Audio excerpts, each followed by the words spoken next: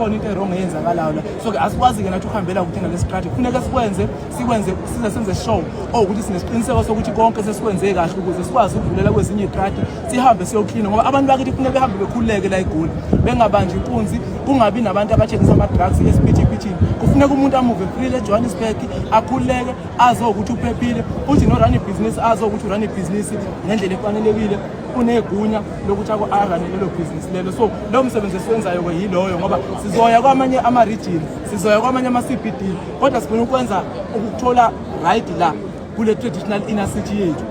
Uma sesikwenze right la then sobe sikwazi ukuvulela kwenye indawo kodwa siyabonga ngoba inkantolo ikwazile ukusitshena ukuthi kufanele senze kanjani and senza ngaleyo ndlela leyo but ke sekuyibo ke manje ababalekayo and bayazazi ukuthi babalekelani kodwa ke sizolokhu sivulile thina ama desk ethu silokhu siba invite ukuthi beze ngoba egcineni sifuna abantu bakithi bewathola ama permit bekwazi ukusebenza kahle ukuthi noma singena on the ground senza i bylaw enforcement bengaphazamiseke ekusebenzeni kwabo.